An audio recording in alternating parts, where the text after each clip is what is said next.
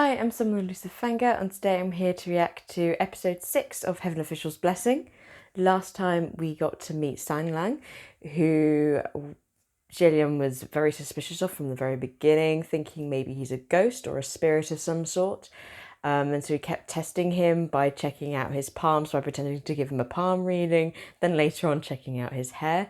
But he seems to be too detailed to be a spirit, and if he is a spirit, then he has to be at least a wrath.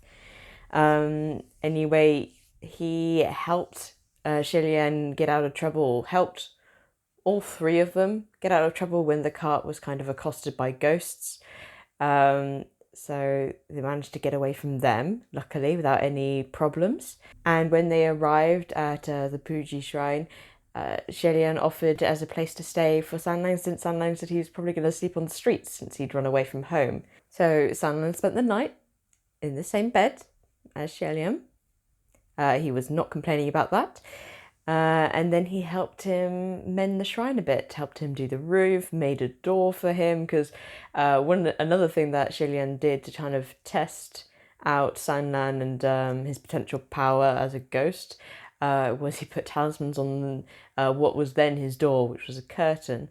But when Sanlan went away, he thought, oh, has the power of the talismans made him go away because he can no longer enter the place? But no, Sanlan made a door, stuck it in the place and said, oh, add some talismans to this, it'd be way stronger. So Shillian was a bit lost about what was happening. Anyway, it was very cute. Lots of very cute moments, very funny moments between the two as Sanlan kept teasing Shillian about watching him and, getting his attention and whatnot. He always seemed to catch him staring at him. And we ended off the episode with some worshippers coming to the shrine, actually, because Shelian had saved the driver of the cart, who then went and told everyone he'd been saved by the supposed god. And so now he has many worshippers for many different things, for fertility, for romance, and for wealth, I believe, were the three things that people were asking him for praying to him for. So he's a bit overwhelmed, but just very happy that he's actually got some followers when he expected not to have many, even in a month's time. So he's very happy about that. And we ended the episode with a man being dragged before him, seemingly spilling sand. So I think we're going to find out what this is all about. As usual, if you wish to write a comment which has a spoiler for the novel, then please put spoiler or novel spoiler at the start of the comment. If you want to write a spoiler for later on in the Donghua, then please put Donghua spoiler or write the episode which the spoiler is for, which means then I can then come back to the comment when I've watched that episode so I can then read it, rather than wait to the very end of the series and go back and read your comment. If you would like updates about when I'm recording, editing, uploading, potential future polls for future shows and other videos that I might make, then please follow my Twitter, Elusive Fangirl Y.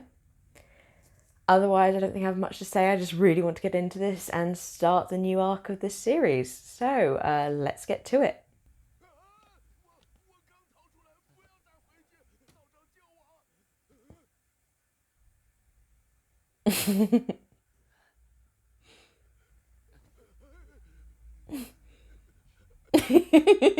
Oh my god.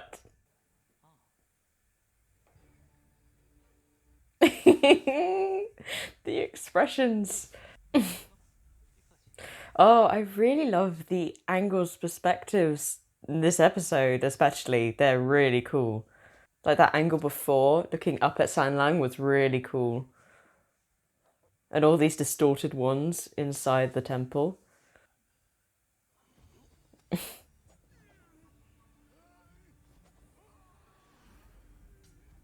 Oh my god, yes. Yes. That's weird. That's really weird. Oh my god. Oh my god, I love this movement as well. The animation.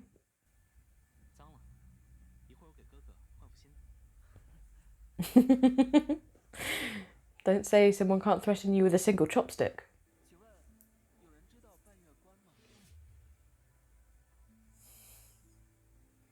Mm. Poor Jillian.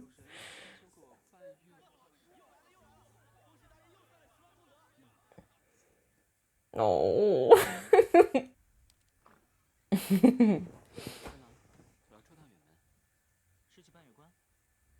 I like how it's just still there.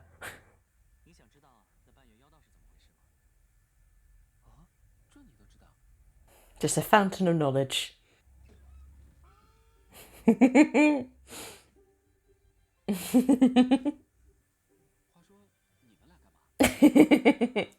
Their expressions.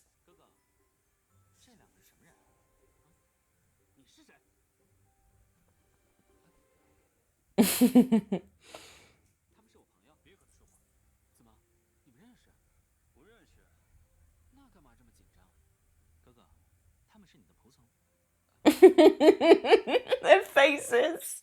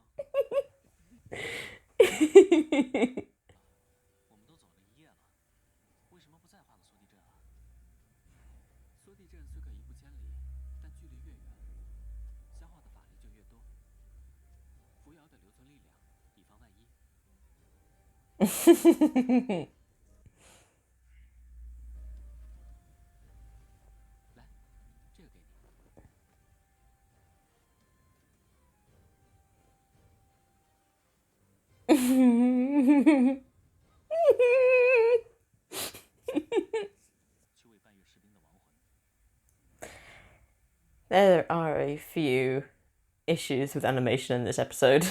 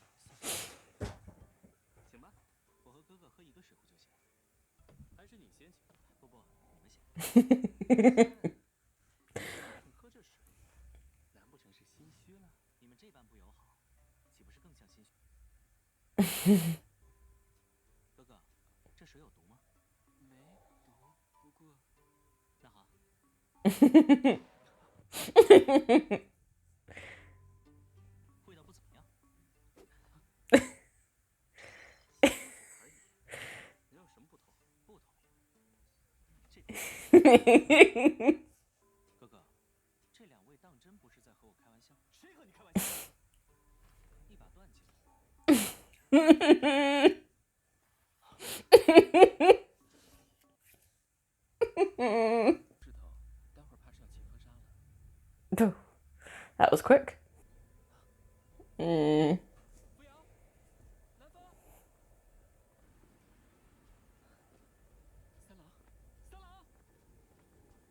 The casual stroll.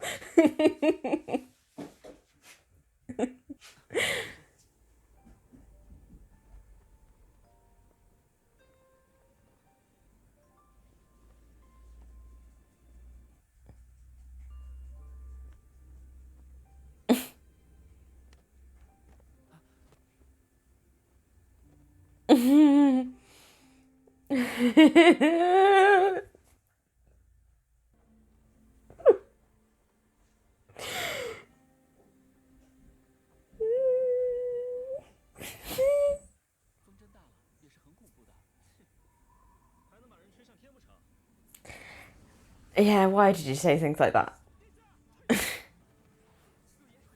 There we go.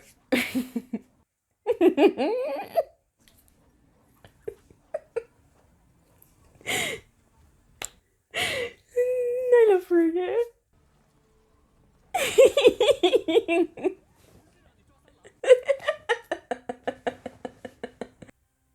Oh, why? Why would you end there?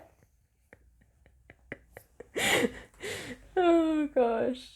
Well, I'm glad Shelley finally said Ruya's name because whenever I was like talking about the bandages, I wanted to say Ruya's name, but it's been said now. That's fine.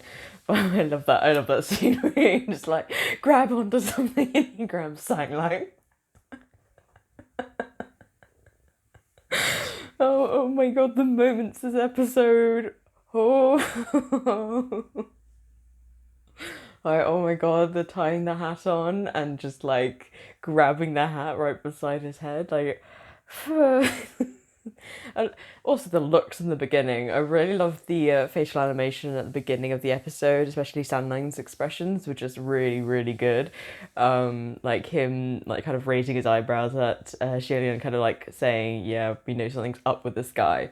Um, oh, really fun. The only thing was wrong was like pretty poor um synchronization between the voices and the animation. Like this one was way more obvious. Other times it's been timing, which is kind of a common thing with Billy animation. Like it tends to have it more often than other animation producers, studios, whatever platforms. They tend to have issues with timing, but normally it is just timing, which is normally like a half second, a second off. But in this one, like I'm pretty sure at one point, who was it? It was Shilian's line, but Nanfang or Fu Yao was talking, like his mouth was moving when it was Shilian's line or something like that. And then there was another point where poor Shilian was just opening and closing his mouth when Sanlam was talking. Like obviously they must have just taken the frame for like the opening and closing of Sanlang's mouth and taken the whole frame rather than just Sanlang. So they repeated at that time, like Shilian must have opened his mouth at the same time that Sanlang did. And so they just repeated that one so it just looked like he was just opening and closing his mouth for no reason. But apart from that, I actually did quite like a lot of the animation in this episode. And we've started this new story about the Banway Pass or the Crescent Pass. So I'm excited to see how the story is done. And we've also got these two mysterious figures running through the desert as well. So we've got them to try and work out who they are. Like they're obviously not normal people, just running full speed through what is going to be a proper sandstorm. Like it was already then quite like picking up to be a sandstorm. But otherwise, I really liked Sanlang versus Fu Yao and Nanfang. Just like the animosity between them, kind of like both kind of it's like Jadian would be in the middle, and they were both kind of tugging him their way. Especially like Sanlang's very subtle way. Well, Sanlang's not very subtle, but quite subtle way of kind of trying to get an indirect kiss with Shelian and his water bottle, kind of like have a bit of a drink, give it to him, and then ask if he can have some more. um, he's not the most subtle.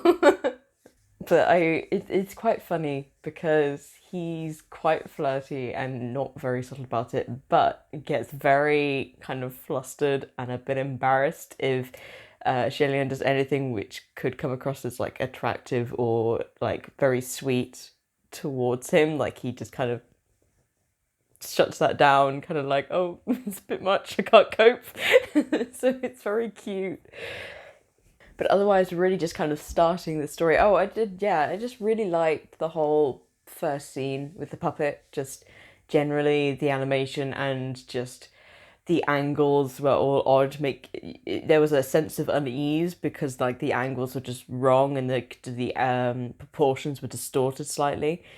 So I really love that. We've learned a little bit about the Crescent Pass, but otherwise we don't know too much about what's going on now and how exactly it turned into a place which just causes people to disappear. So try and work out what that's about and who the identity of the evil Taoist is. Actually find out who they are. Also need to see how they're going to survive the sandstorm, which is throwing them up in the air. Which, yeah.